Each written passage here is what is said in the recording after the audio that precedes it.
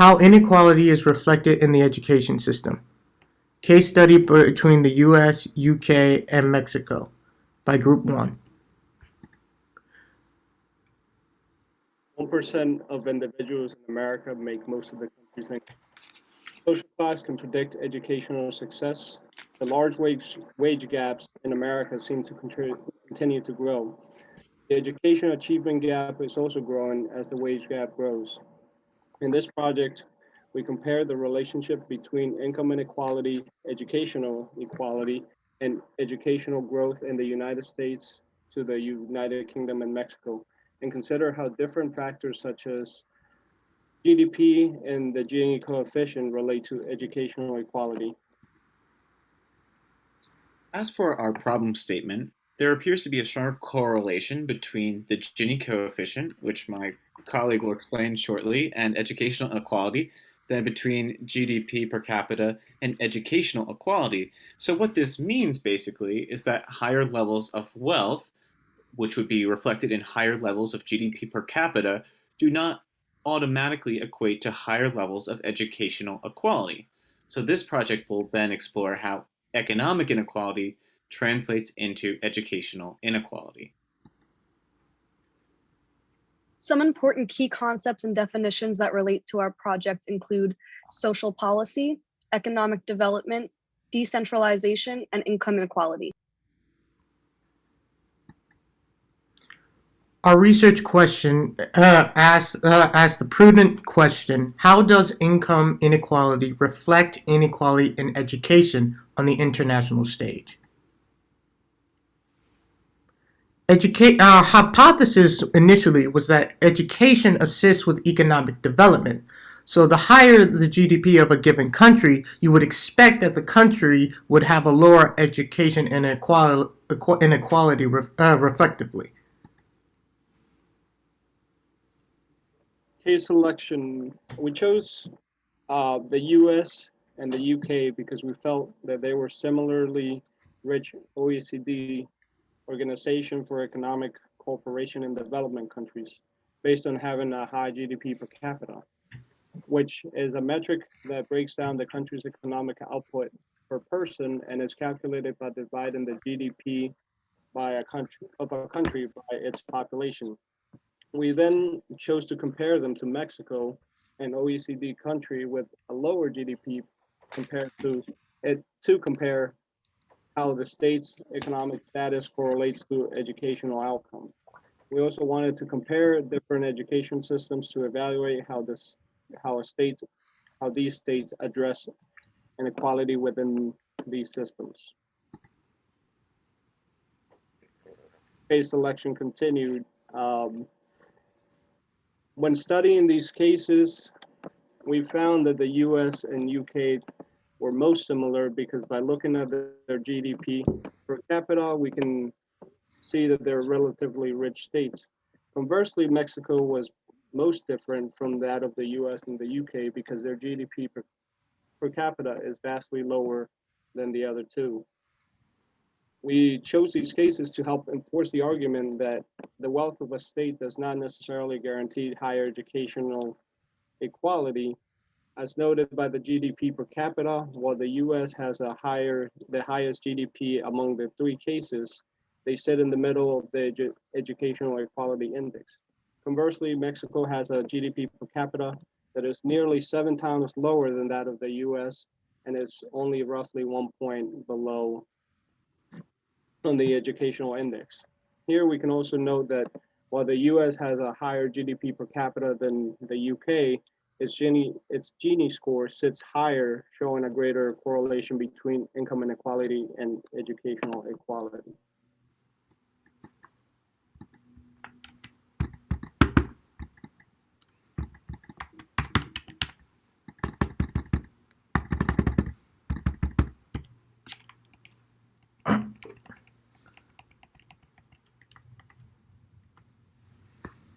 Here we see the main issues our presentation explores, starting with disparities among low-income communities that leads to dropping out and not continuing on to higher education, which leads to a lack of education and lack of formal skills and training, which means individuals will therefore face lower paying jobs and less economic prosperity, and creates a difficulty of upward mobility, and the cycle just repeats itself. We also evaluate how the distribution of income in Mexico is the most unequal in OECD. And finally, we evaluate the variety and methods of funding leading to unequal distribution. For example, some methods are less effective, such as outcome-based funding, which is funding schools based on their academic performance, leaving lower funded schools that need more. In recent years, these countries have made numerous attempts to address these issues. In the United States, some of these attempts include the Every Student Succeeds Act, where public schools are required to test their students annually based on academic abilities, which allows states to determine what schools are more in need of improvement and will be able to be provided support. There's also the foundation grant in the United States, which allows states to set a minimum amount that should be spent per pupil and can help assess how much the district should be paying in taxes for schools. Another in the US is the guaranteed tax base, which helps eliminate inequalities in funding between richer and poorer districts based on property tax. These work because it ensures that districts with disadvantages can receive more. In the United Kingdom, the national funding formula is the way the government dictates how much funding goes to state-funded schools in England. By using pupil numbers and previous school censuses, the government is able to set formulas and distribute allocations between students and schools in the area. Funding in the UK is based on the number of pupils in the district and their characteristics. Pupils with extra needs get additional help. This has had some success, however, the government has had some issues to make choices when it comes to educational reforms. And in Mexico, they are a member of the Organization for Economic Cooperation and Development, which helps to build better policies that benefit people's lives and strives for equal opportunity. Because of this organization, a feature that has been prominent in Mexico is the fact that spending has gone towards teacher salaries. This has resulted in Mexico being the leader in the OECD in share of salaries and total spending, as well as capital expenditures such as teaching materials. The Program for International Student Assessment has the intent of evaluating education systems and judges scholastic performance. However, in Mexico, even after spending adjustments, they still have very poor quality education. We're now going to look more closely at the school system funding methods in each state. In the United States, the responsibility of funding schools lies mostly in state and local governments. The US maintains free schooling through middle and high school, which gives students access to education in both primary and secondary school up to an average of 17 to 18 years of age, or more precisely to the 12th grade level. So to go back to our hypothesis, our finding here challenges the hypothesis that a high GDP would result in greater educational equality. What we see here in the United States is that based on the funding structure, which largely relies on local tax revenues rather than federal funding, income inequality is rather than overall state wealth is more accurately reflecting the level of educational inequality.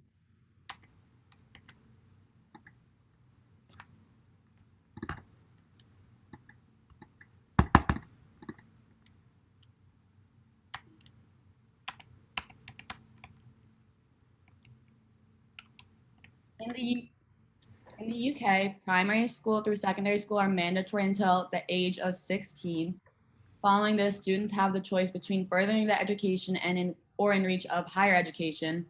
And seeing in the last year, 2019-2020, total spending on schools in England represented about 51 billion euros, accounting for 17% of total public service spending in England.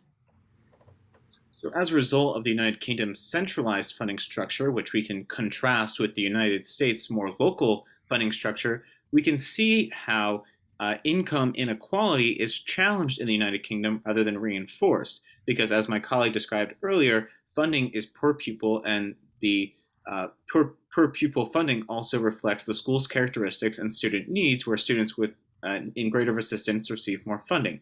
So this reflects how how local income inequality does not necessarily have to shape educational inequality. In Mexico, most current education spending at primary and secondary level goes towards teachers' salaries. Mexico has established a national system that offers free education up to secondary school. After that, parents must pay, which puts a financial strain on families that hope to continue their education in higher learning.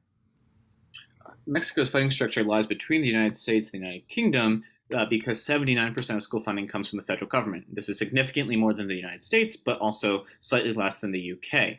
And the remaining funding comes from state governments. So it's important to note that even though a vast majority of the school funding comes from the federal government, the funding that comes from states can still reflect inequality. And according to the IMF, in addition to Mexico having a high Gini coefficient, there are also significant inequalities between states and regions. So this means that if you look at different states within Mexico, they're going to have different levels of wealth, different levels of inequality as well. And this inequality will also be translated into educational inequality as well. However, in Mexico, we would expect less educational inequality than in the United States because Mexico provides significantly more federal funding, which would hopefully challenge rather than reflect a local income inequality.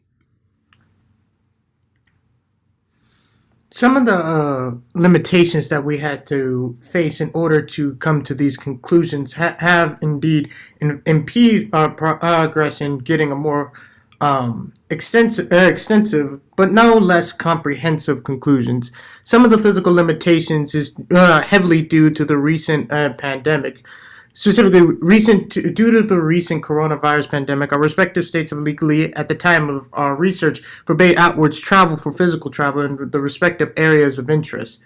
At the time of researching, travel restrictions have also restricted our ability to inspect specific cases within the countries thereof.